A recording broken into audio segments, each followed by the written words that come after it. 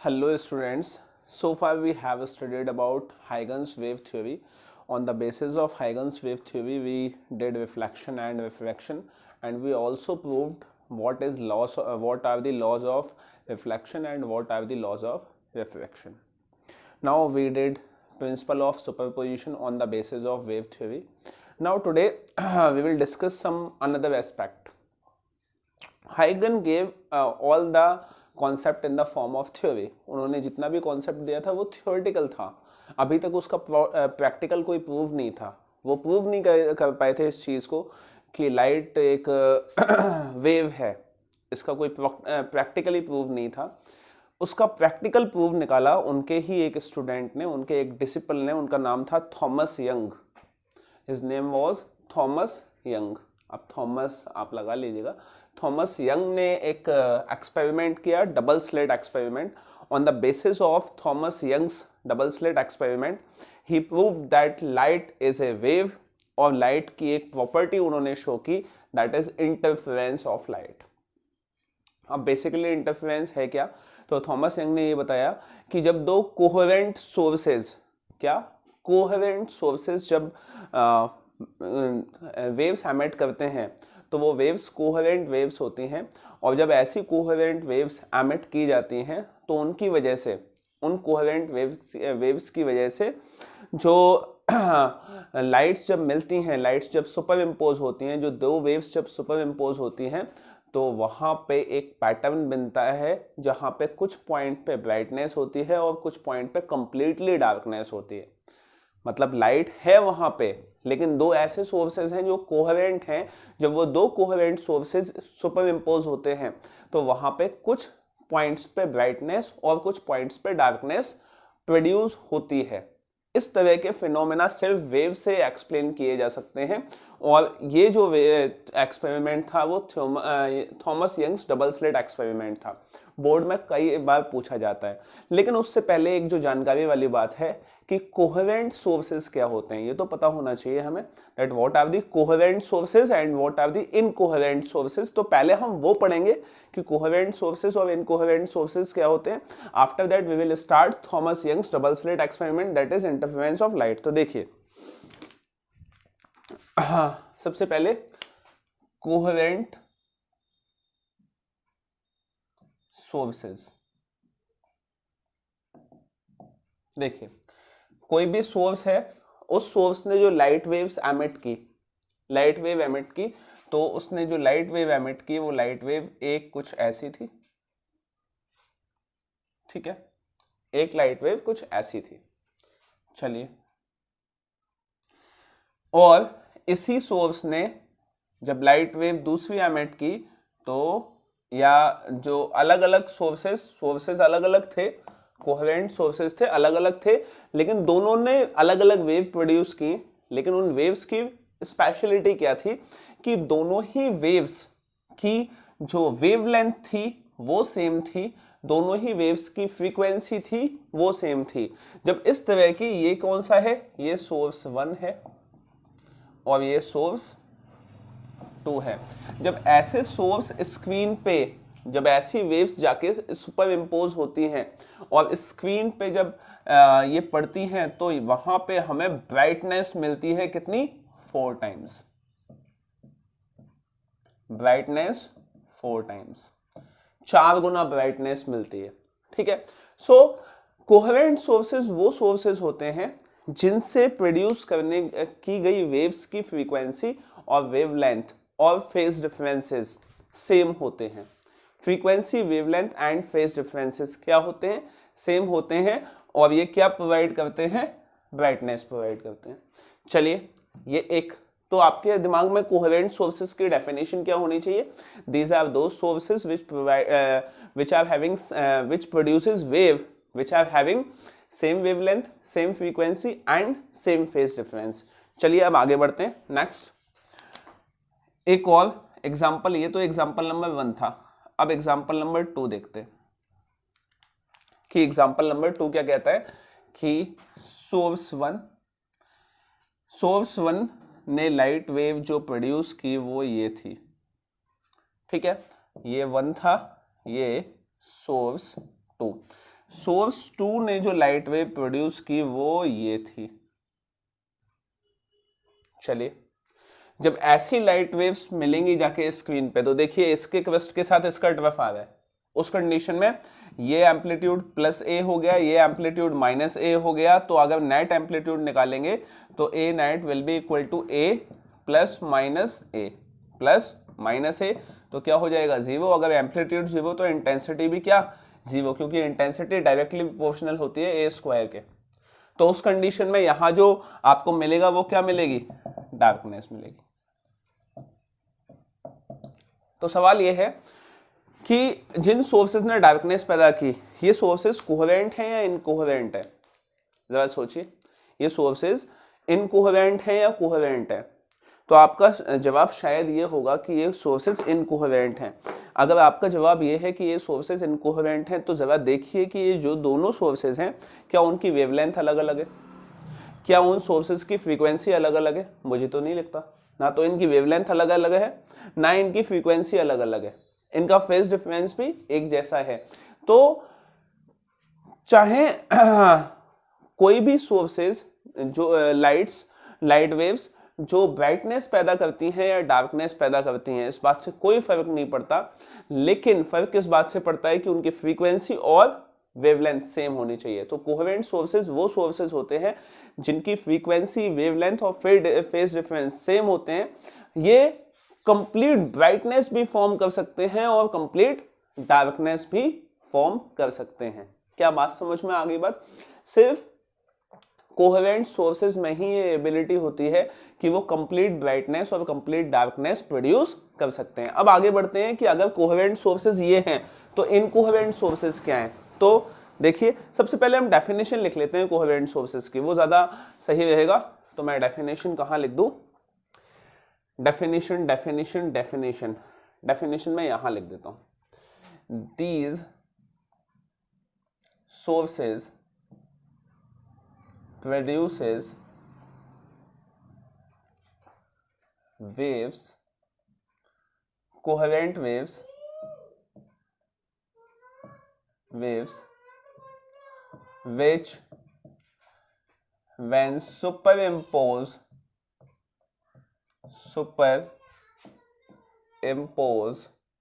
with another coherent wave, then it will produce, मैं इसको हटा देता हूं थोड़ी देर के लिए, produce complete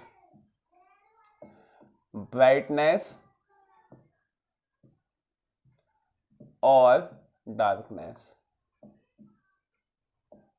ठीक है, तो ये जो सुपर इम्पोज करने के बाद आपको सबसे पहले क्या करना है, ये डायग्राम बनाना है, ये डायग्राम बना लेना है और ये डायग्राम बना लेना है। ये डेफिनेशन आपको लिख लेनी है। ये मैंने मिटा से बोल दिया, लेकिन आपको बना लेना है पीछे रिवाइंड करके वीडियो को।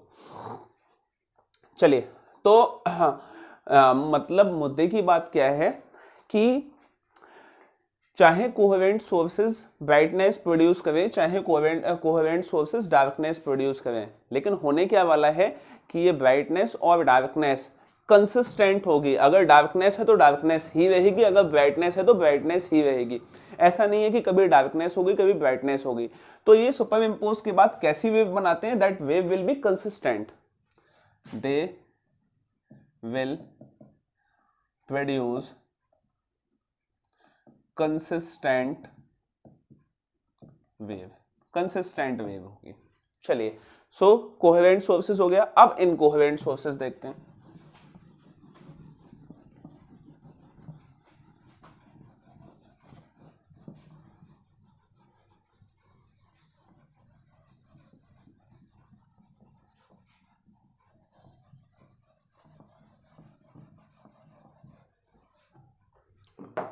Next, incoherent sources. देखिए, इनकोहेरेंट सोर्सेस कैसे होते हैं? इनकोहेरेंट सोर्सेस ऐसे सोर्सेस हैं जिनकी फ्रीक्वेंसी और वेवलेंथ कैसी होती है। देखिए, मैंने कहा कि एक सोर्स ये है, सोर्स 1। तो सोर्स 1 की ब्राइटनेस कैसी है, ऐसी है, फ्लक्चुएटिंग ब्राइटनेस है इसकी, ठीक है। नेक्स्ट सोर्स 2, इसकी ब्राइटनेस भी कैसी है, इसकी जो वेव है वो भी फ्लक्चुएटिंग है। तो ऐसी वेव्स जब मिलेंगी तो क्या होगा कि ये कुछ ऐसी वेव फॉर्म करने वाली हैं जो कि ना तो कंप्लीटली ब्राइट होगी ना कंप्लीट डार्क होगी, कहीं कहीं पे ब्राइट होगी, कहीं कहीं पे डार्क होगी। तो इनकोहेरेंट सोर्सेज ऐसे सोर्सेज होते हैं जो जैसे जब वेव्स प्रोड्यूस करते हैं तो इनकी वेव्स की फ्रीक्वेंसी ना तो सेम होती है ना इनकी वेवलेंथ सेम होती है, और जब ये सुपर इम्पोज होते हैं तो हमेशा एक इनकंसिस्टेंट वेव प्रोड्यूस करते हैं। क्या समझ में आ गई बात? तो देखिए, these are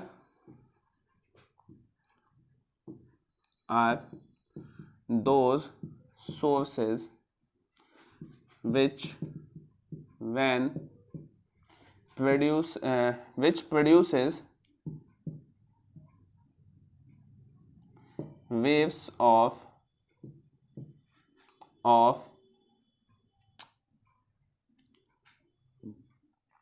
different frequency and wavelength, which when superimpose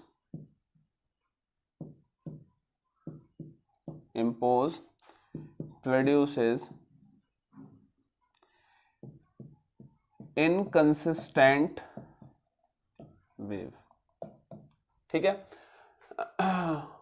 यहां पे एक चीज रह गई, कोहेरेंट सोर्सेस में क्या होगी, same frequency and same wavelength और फ्रीक्वेंसी क्या होगी, सेम होगी, ये आपको याद रखना है।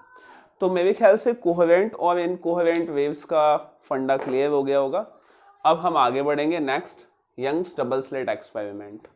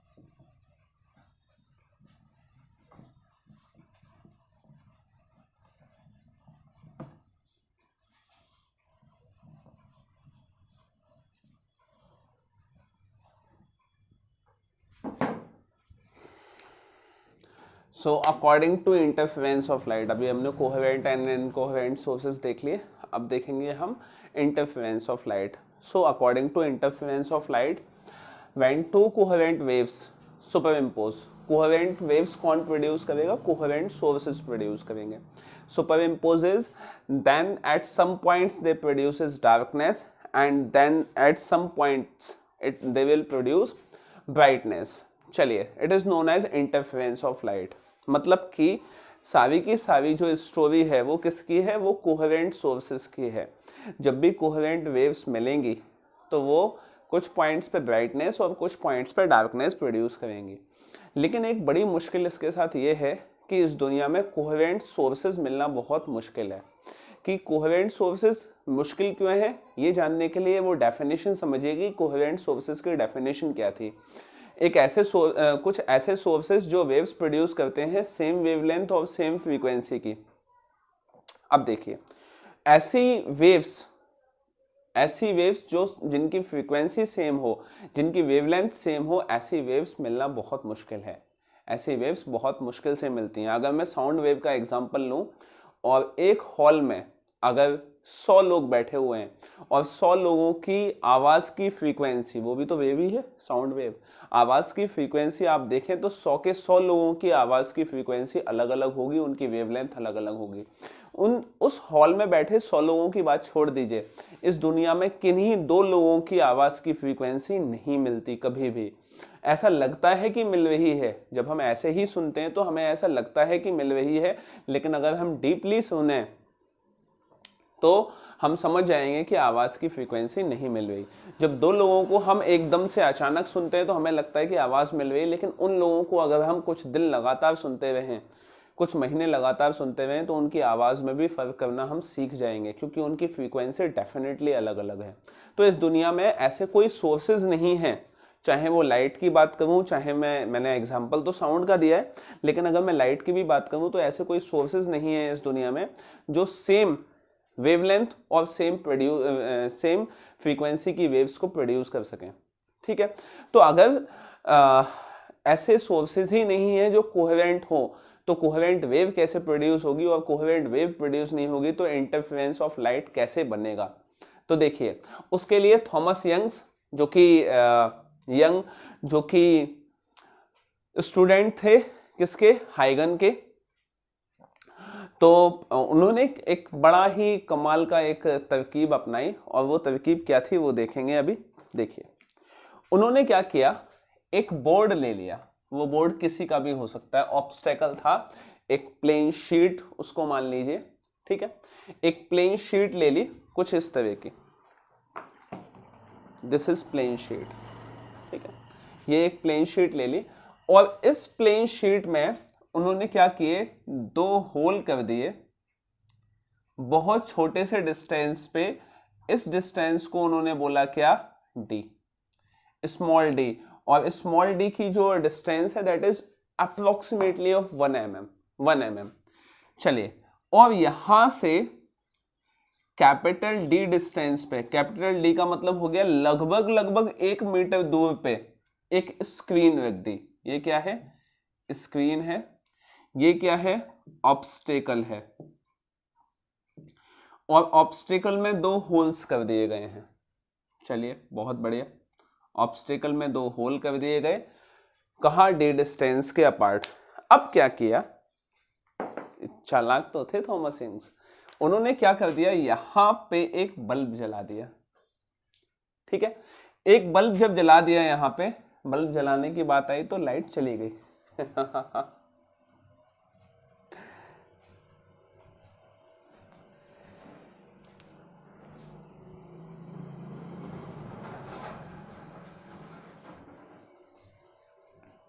चलिए, अभी भी मेरे ख्याल से देखा जा सकता है।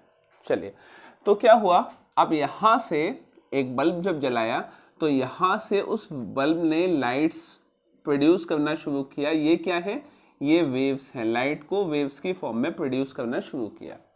अब ये लाइट की वेव्स जब 2 अलग अलग होल्स में पहुंची, तो आप देखिए, ये जो लाइट वेव्स हैं, ये वाला होल यहां से वेव्स बनाए, आगे वेव्स को निकालेगा, और ये वाला होल यहां से वेव्स को आगे निकालेगा। अब कमाल की बात यह है कि सोर्स एक ही है, लाइट का सोर्स एक ही है, उस सोर्स को 2 अलग अलग पार्ट से, उस सोर्स से लाइट ली और 2 अलग अलग पार्ट से निकाल दी। अब अगर लाइट एक ही सोर्स से आई है तो ये लाइट कैसी होगी, this will B coherent light. ये कैसी लाइट होगी, कोहेरेंट वेव्स होंगी, आपस में 2 इंडिविजुअल बना दी, थी एक ही लेकिन क्या बना दी, इंडिविजुअली अलग अलग। ये लाइट वेव्स कोहेरेंट होंगी। अब देखिए, ये लाइट वेव्स आगे बढ़ेंगी, आगे प्रोसीड करेंगी, तो देखिए क्या होगा कि इसने अपनी वेव्स कुछ इस तरह से बनाई, यहां से यहां पे ये इस तरह से वेव्स बनाई, ये इस तरह से वेव बनाता चला गया। मैं अभी बात कर रहा हूं किसकी, 1 की। 1 वेव इस तरह से बनाता चला गया। चलिए, सिमिलरली 2 भी अपनी वेव्स ऐसे बनाता चला गया। नहीं, ये थोड़ी बड़ी बन गई, सेम डिस्टेंस पे बनेगी।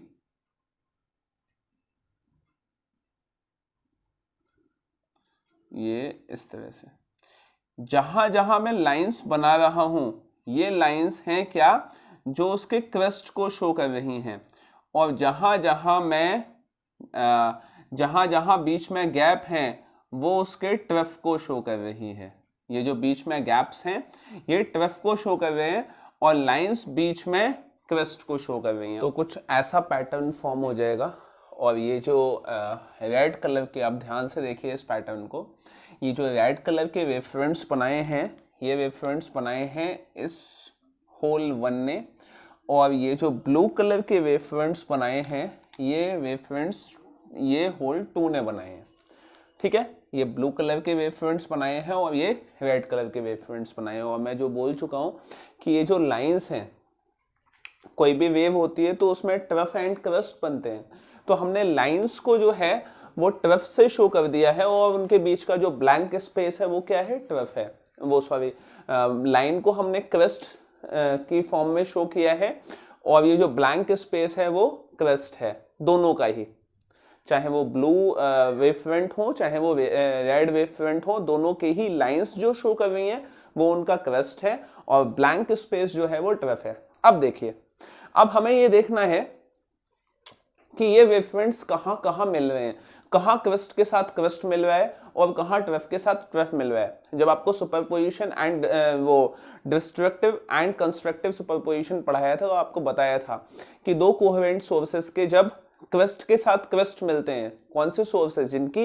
वेवलेंथ ऑफ फ्रीक्वेंसी सेम है, तो जब क्रस्ट के साथ क्रस्ट मिलते हैं तो ब्राइटनेस फॉर्म होती है, और जब ट्रफ के साथ ट्रफ मिलते हैं तो डार्कनेस फॉर्म होती है। तो फटाफट देखते हैं कि कहां कहां क्रस्ट के साथ क्रस्ट और ट्रफ के साथ ट्रफ मिल रहे हैं। तो देखिए, अगर मैं एक लाइन ले लूं यहां से, तो देखिए यहां पे ब्लू लाइन रेड के साथ मीट हो रही है, यहां पे ये अगेन, ये अगेन, ये अगेन और ये अगेन, अगर इनको मिला दिया जाए तो एक लाइन मिल जाएगी, and this line is at the centre of the screen. ये सेंटर पे है स्क्रीन के, सो ये जो है ये आपको मिलेगी, दिस इज कंप्लीट ब्राइटनेस और and this will be known as central, क्योंकि सेंटर पे फॉर्म हुई है, एंड मैक्सिमा। हम इस टॉपिक में ब्राइटनेस को बोलेंगे मैक्सिमा और डार्कनेस को बोलेंगे minima. Means at the position where the intensity of light is minimum will be darkness, at the position the intensity of light is maximum will be brightness। ठीक है, तो यहां पे सेंट्रल मैक्सिमम ब्राइटनेस मिल गई। चलिए, क्या समझ में आ गई आपको बात ये? तो यहां पे कंप्लीट क्या है, ब्राइटनेस है। मैं इसको इस तरह से बंद कर देता हूं। अब आगे बढ़ते हैं। आगे अगर मैं यहां से एक लाइन ड्रॉ करूं, ये वाली लाइन, ये लाइन इस तरह से, तो यहां पे देखिए ये लाइन जहां से पास हुई वहां पे कहीं भी ब्लू लाइन रेड लाइन के साथ मैच नहीं हुई, मतलब कि दोनों के वेवफ्रंट क्रस्ट और ट्रफ मैच नहीं हुए कहीं। ये देखिए, ये ट्रफ है, ये क्रस्ट है रेड का, ये क्रस्ट है, तो दोनों के बीच में ये ट्रफ बना, तो इसके ट्रफ में ब्लू का क्या आ गया, क्रस्ट आ गया। तो क्रस्ट के साथ जब ट्रफ आता है तो क्या फॉर्म होती है, डार्कनेस फॉर्म होती है। तो इस जगह जो यहां मिल गई, दिस इज, ये जो मिल गई हमें इतना पोर्शन ये मिल गया। मैं इसको ऐसे नहीं शो करता, अदरवाइज कंफ्यूजन हो जाएगी। ये जो पोर्शन हमें मिला है, ये वाला पोर्शन, ये डार्कनेस। ठीक है, और क्योंकि सेंट्रल मिनिमा के बाद ये पहला है तो इसको हम बोलते हैं क्या, फर्स्ट मिनिमा। ठीक है, और जैसा ऊपर फॉर्म होगा वैसे ही नीचे भी फॉर्म होगा। नीचे भी अगर हम देखें तो यहां पे डार्कनेस फॉर्म होगी, कोई भी क्रस्ट ट्रफ के साथ क्रस्ट के साथ नहीं मिल रहा। ये अगेन क्या हो गई, डार्कनेस, फर्स्ट मिनिमा है, फर्स्ट मिनिमा। क्या समझ में आ गई बात? चलिए, इसके बाद नेक्स्ट लाइन देखते हैं। नेक्स्ट लाइन, अगर मैं इसको एक मिनट के लिए थोड़ा सा ब्लर कर देता हूं क्योंकि डार्कनेस में हम लाइन नहीं बनाएंगे। अब अगर मैं इसको थोड़ा सा ऐसे बनाऊं, लाइट रे को, ये एक मिनट हो जाए, ये इस तरह से लाइट वे को यहाँ से ऐसे बनाऊं, तो देखिए क्वेस्ट के साथ क्वेस्ट, ट्वेफ के साथ ट्वेफ, सिमिलरली इस लाइट वे को यहाँ से ऐसे मिलाऊं, तो यहाँ पे अगेन क्या मिल गई हमें, यहाँ मिल गई हमें brightness, this is first maxima and this is again first maxima. क्या क्लियर हो गया डायग्राम से आपको कि जहां क्वेस्ट के साथ क्वेस्ट और ट्वेफ के साथ ट्वेफ मिल रहे हैं वहां पे आपको मैक्सिमा मिलेगा, और जहां आपको क्वेस्ट के साथ ट्वेफ और किसी दूसरे ट्वेफ के साथ क्वेस्ट मिल रहा है तो वहां मिनिमा मिलेगा, वहां डार्कनेस मिलेगी। तो ये क्लियर होना चाहिए। इस तरह से इंटरफेरेंस के पैटर्न बनते हैं। सेंटर में मैक्सिमम ब्राइटनेस होती है और फिर उसके बाद तुरंत डार्कनेस अगल बगल होती है, देन उसके बाद ब्राइटनेस होती है, ठीक है, उसके बाद डार्कनेस। तो यही पैटर्न बनता चला जाता है हमेशा, ठीक है। तो ये तो था कॉन्सेप्ट, ये अभी तक था क्या, कॉन्सेप्ट। अब इसका डेरिवेशन देखेंगे हम। डेरिवेशन में हम देखेंगे कि स्क्रीन से कितना ऊपर हमें ब्राइटनेस मिलेगी, कितना नीचे हमें डार्कनेस मिलेगी, ये सारी की सारी चीजें हम कैलकुलेट करेंगे। तो फटाफट स्टार्ट करते हैं इसका डेरिवेशन। डेरिवेशन में हम इंटरफेरेंस की फ्रिंज विड्थ भी देखेंगे। फ्रिंज विड्थ क्या होती है कि ये जो डार्कनेस है उसकी विड्थ क्या है, सॉरी ये ब्राइटनेस है, इसकी विड्थ कितनी है।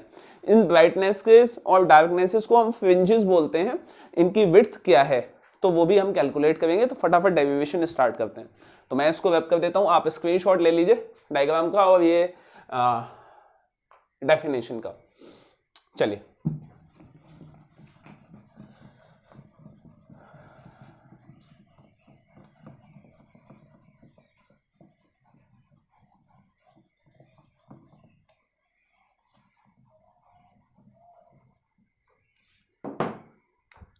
चलिए, तो अब इसमें इंटरफेरेंस में क्या आ जाएगा, कैलकुलेशन ऑफ फ्रिंज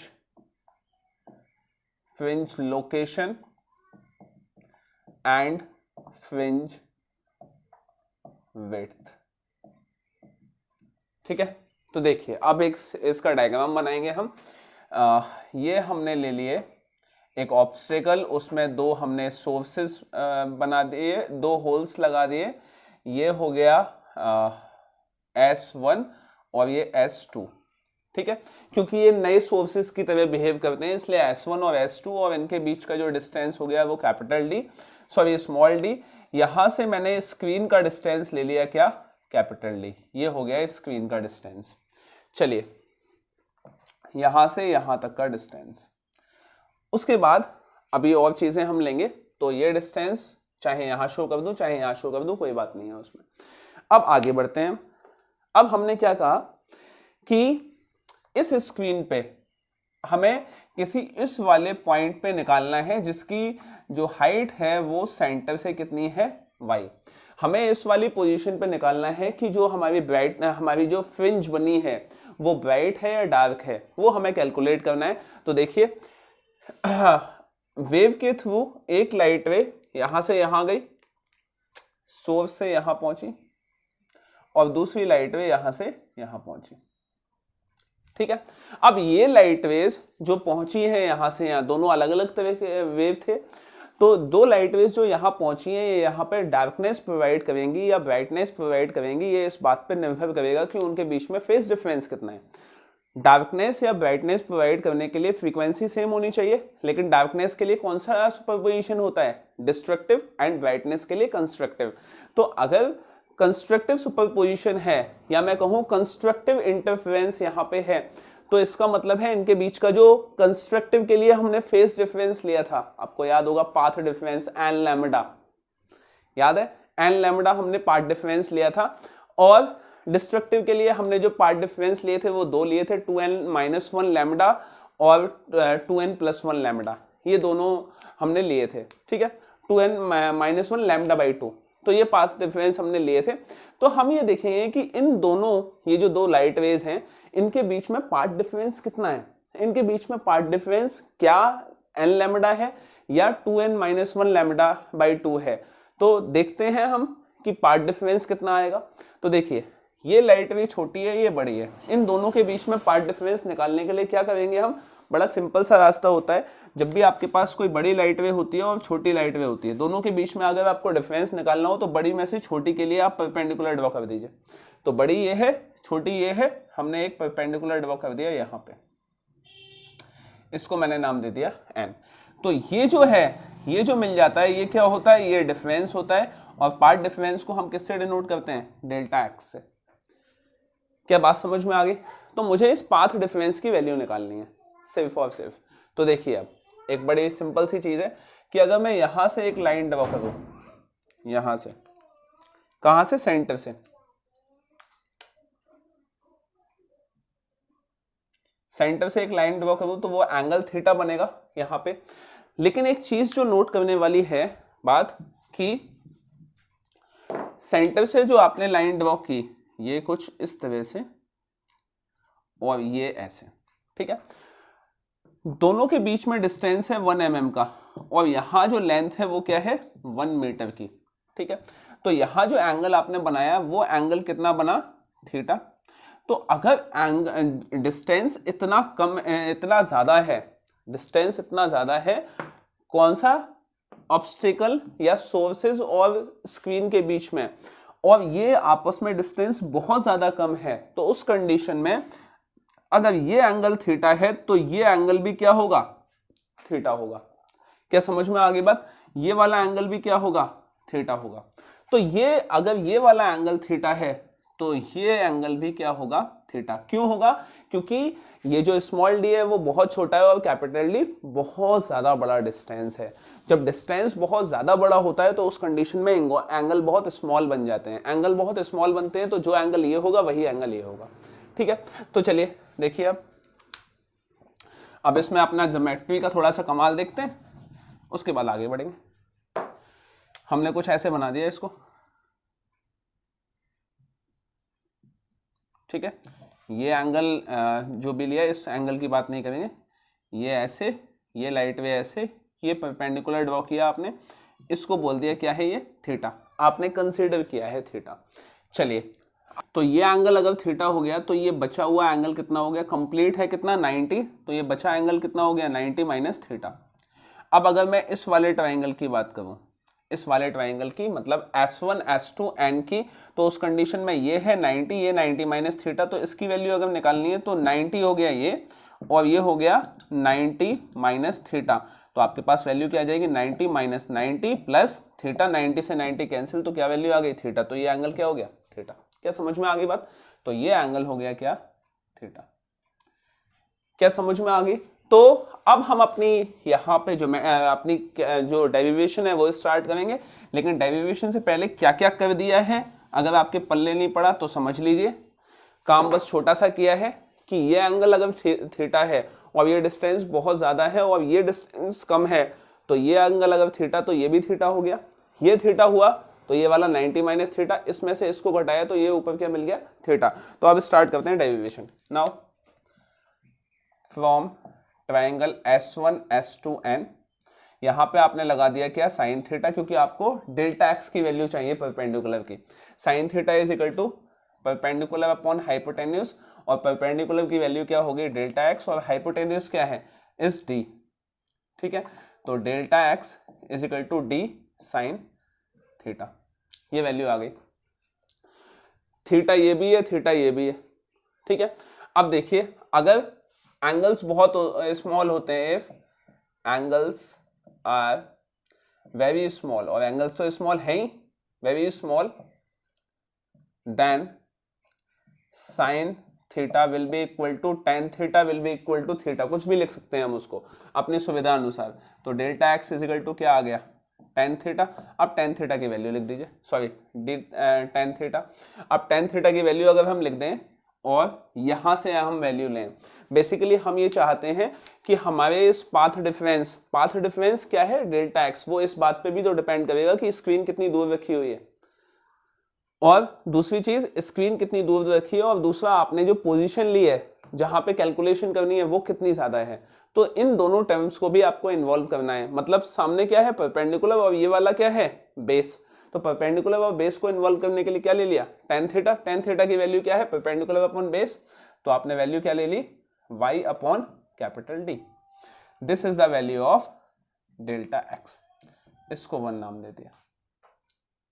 ठीक है, अब यहां तक आपके पास डेल्टा एक्स यानी कि पाथ डिफरेंस आ गया। अब हम कैलकुलेट करेंगे, देखिए फॉर ब्राइटनेस। ब्राइटनेस का मतलब क्या है? Constructive interference. तो ब्राइटनेस की वैल्यू लेनी है, तो ब्राइटनेस डेल्टा एक्स, आपको पाथ डिफरेंस कितना मिलता है? That is an lambda. तो ये आपके पास वैल्यू 2 हो गई, दोनों को इक्वेट कर दीजिए। तो N lambda is equal to small D Y upon capital D. निकालना क्या था? वाई निकालना था, सबको इधर उधर ले जाइए। तो Y is equal to N lambda D upon small D. क्या समझ में आ गई बात? So this is the value of Y. ये वाई की वैल्यू हो गई।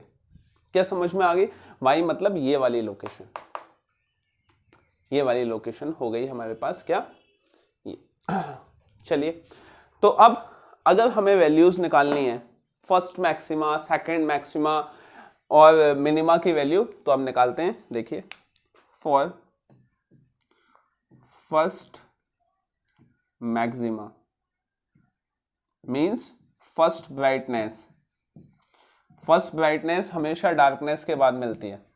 ठीक है, तो आप देखिए उस कंडीशन में n इज इक्वल टू 1। अब मैंने जैसे डार्कनेस का नाम लिया, लाइट चली गई। n इज इक्वल टू 1 पुट किया, तो y इज इक्वल टू क्या हो गया? Lambda D upon small D. This is first, this is y1। चलिए, सिमिलरली आपने y2 निकाला, मतलब कि सेकेंड ब्राइटनेस, तो क्या आ जाएगा? आपने n इज इक्वल टू, मैं यहां लिख देता हूं, फॉर सेकेंड ब्राइटनेस। अच्छा, ये प्लस माइनस में निकलती है क्योंकि ऊपर भी होगा और नीचे भी होगा। ठीक है, plus minus, plus minus, plus minus में ये वैल्यू निकलेगी। तो this is y2 is equal to, अब n is equal to 2 put कर दीजिए, तो आ गया क्या? Plus minus n is equal to 2 put किया यहां, तो 2 lambda D upon capital small D. ठीक है, चलिए, मतलब कि यहां पे जो है सेंटर लाइन बनाई, यहां पे सेंट्रल मैक्सिमा, उसके बाद डार्कनेस मिलती है आपको, फर्स्ट मिनिमा मिलता है, then brightness, first brightness, then again darkness, then second brightness. तो अगर मैं सेकेंड ब्राइटनेस में से फर्स्ट ब्राइटनेस की विड्थ को माइनस कर दूं, तो मुझे डार्कनेस की विड्थ मिल जाएगी। तो इसका मतलब है y2 माइनस y1। देखिए, ये क्या है? ब्राइटनेस। कौन सी? सेकेंड। ये ब्राइटनेस कौन सी है? 1। तो 2 में से 1 माइनस कर दो, तो मेरे पास वैल्यू क्या आ जाएगी? 2 lambda D upon D minus lambda D upon D, तो क्या आ जाएगा? Lambda D upon D. ये क्या है? Width of dark fringe. कोई सी भी डार्क फ्रिंज हो, उसकी विड्थ है ये। क्या क्लियर होगी बात? तो इस तरह से ये वैल्यूज निकाली जाती हैं। अभी तक तो हमने जो बात की, वो बात की किसकी? ब्राइटनेस की। अब बात करेंगे हम डार्कनेस की। तो देखिए, ये सभी आप नोट कर लीजिएगा। फॉर डार्कनेस, डार्कनेस का मतलब हो गया डिस्ट्रक्टिव इंटरफेरेंस। ठीक है, देखिए, डिस्ट्रक्टिव इंटरफेरेंस के लिए डेल्टा एक्स की वैल्यू क्या होती है? That is 2n। अब आपको अगर n की वैल्यू 1 से स्टार्ट करनी है, तो उस कंडीशन में आप जो वैल्यू लेंगे वो क्या लेंगे? 2n minus 1 lambda upon 2। अगर आपको वैल्यू स्टार्ट करनी होती जीरो से स्टार्ट करनी होती, तो उस कंडीशन में आप वैल्यू क्या लेते? सॉरी, 2n, ये मैंने गलत लिख दिया, 2n। अगर आपको वैल्यू n की वैल्यू 0 से स्टार्ट करनी होती तो क्या लेते आप? 2n plus 1 lambda by 2। अब मतलब क्या है इसका? अगर आपको 0 लेना होता तो इसका मतलब है n इजिकल टू 0 का मतलब है सेंट्रल मैक्सिमा की बात हो रही है, सेंट्रल की। लेकिन सेंट्रल पे तो मैक्सिमा है, ब्राइट डार्कनेस तो है ही नहीं। डार्कनेस कौन सी मिलती है आपको? फर्स्ट में मिलती है, फर्स्ट में मिलती है। तो n इजिकल टू 1 से पुट करेंगे हम, n इजिकल टू 1 2 3, 3 से पुट करेंगे तो आपके पास हमेशा ये वाला फॉर्मूला काम करेगा। अब इसको, ये क्या है 3, तो इक्वेट 1 एंड 3, 1 क्या है ये और 3 है ये, दोनों को इक्वेट कर दीजिए तो आपके पास वैल्यू क्या आ जाएगी, D Y upon capital D is equal to 2n minus 1 lambda upon 2। Y की वैल्यू निकालनी है आपको, तो y is equal to 2n minus 1 lambda capital D divided by 2d। ठीक है, ये वैल्यू आ गई। अब देखिए फर्स्ट ब्राइटनेस, फर्स्ट डार्कनेस निकालते हैं। फर्स्ट डार्कनेस दैट इज ये फर्स्ट डार्कनेस कौन सा, ये और ये। तो n is equal two plus minus 1 put कर देंगे हम, प्लस ऊपर के लिए माइनस नीचे के लिए। तो आपके पास y1 क्या आ गया, y1 आ गया प्लस माइनस, आपने 1 पुट किया तो 2 माइनस 1 तो क्या हो गया लैम्डा d अपॉन 2d। ये वैल्यू आ गई आपके पास, कौन सी, ये वाली। तो अब यहां पे ये प्लस के लिए हो गई, ये माइनस के लिए हो गई। अगर आपको सेंट्रल की वैल्यू निकालनी है तो मैं इसमें से इसको माइनस कर दूं, आंसर आ जाएगा मेरे पास। तो देखिए मैंने क्या किया, मेरे पास जो वैल्यू आ जाएगी, मैंने कहा कि y1 किसके लिए, पॉजिटिव के लिए, positive minus y2 y1 negative, negative ये हो गया, ये पॉजिटिव हो गया, है दोनों y1 ही। तो उस कंडीशन में y1 इसकी वैल्यू मैं पॉजिटिव लिखूं तो लैम्डा d अपॉन 2d। ठीक है, माइनस, और माइनस एक इसका नीचे का लग गया, तो माइनस नीचे का लगा तो लैम्डा माइनस का lambda d upon lambda d upon, एक मिनट मैंने कैपिटल स्मॉल डी है, स्मॉल डी कर दिया। ठीक है, माइनस माइनस प्लस हो जाएगा तो क्या आ जाएगा lambda d upon lambda d upon 2 lambda d upon 2d, इससे ये कैंसिल तो लैम्डा d अपॉन d। तो इसका मतलब क्या है कि अब देखिए डार्क की भी फ्रिंज उतनी ही थी, ब्राइटनेस की भी फ्रिंज उतनी ही है, फ्रिंज विड्थ उतनी ही है। ये जो ब्राइटनेस की फ्रिंज विड्थ निकल के आई है, this is brightness of central maxima of central maxima. ये जो ब्राइटनेस की फ्रिंज विड्थ निकल के आई है ये भी उतनी ही है जितनी डार्कनेस की है। इसका मतलब इंटरफेरेंस में आपको जो फ्रिंज विड्थ मिलती हैं उनकी जो विड्थ होती है वो सेम होती है, चाहे वो डार्कनेस हो, चाहे वो ब्राइटनेस हो, चाहे वो सेंट्रल मैक्सिमा हो, सबकी सेम होती है। तो इसको सेंट्रल मैक्सिमा क्यों बोलते हैं? इसका मतलब ये नहीं है कि कुछ ज्यादा इसकी ब्राइटनेस होती है, मतलब ज्यादा इसकी विड्थ होती है, वो इसलिए क्योंकि ये सेंटर में फॉर्म होती है।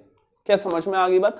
तो ये आपके पास कैलकुलेशन आ गई कंप्लीट। इस कैलकुलेशन को आप न्यूमेरिकल्स में पुट करके न्यूमेरिकल सॉल्व कर सकते हैं। एक बार देख लीजिए, ये ब्राइटनेस के लिए पुट किया आपने, ब्राइटनेस के लिए आपने फर्स्ट मैक्सिमा निकाला, सेकंड मैक्सिमा निकाला, उसके बाद डार्क फ्रिंज की आपने विड्थ निकाल ली। सेम आपने क्या किया यहाँ पे डार्कनेस के लिए, क्या किया, डार्कनेस आपने फर्स्ट डार्कनेस निकाली। अब फर्स्ट डार्कनेस आपने प्लस माइनस करके निकाल ली, ये प्लस माइनस करके फर्स्ट डार्कनेस निकाली। तो उस कंडीशन में आपको बीच में जो आपको मिला क्या, ब्राइटनेस, इस ब्राइटनेस की वैल्यू माइनस करके मिल गई। ये आपने क्या किया, y1 कौन सा, प्लस के लिए, माइनस y1 कौन सा, नेगेटिव के लिए, दोनों की वैल्यू रखी, आंसर निकाल लिया। अगर इसका ग्राफ बनाया जाए, ग्राफ वैसे देख लेते हैं, एक मिनट, आप एक मिनट स्क्रीनशॉट लीजिए, उसके बाद ग्राफ देखते हैं। मैं इसका ग्राफ यहां बना दूं।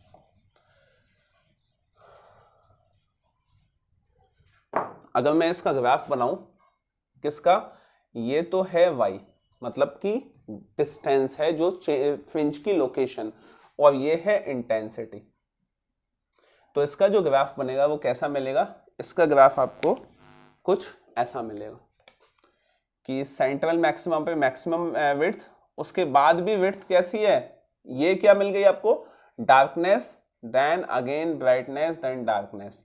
सेम यहाँ पे ऐसे ही फॉर्म होता चला जाएगा, मतलब इक्वल रहेगी ब्राइटनेस और डार्कनेस। ठीक है, नेक्स्ट टॉपिक पढ़ेंगे हम diffraction of light. Diffraction of light में इसके उलट हो जाता है, वहां सेंट्रल मैक्सिमम मैक्सिमम बनता है, उसके बाद कम होता चला जाता है। तो यहाँ पे हम अपना लेक्चर एंड करते हैं इंटरफेरेंस ऑफ लाइट का। Thank you so much.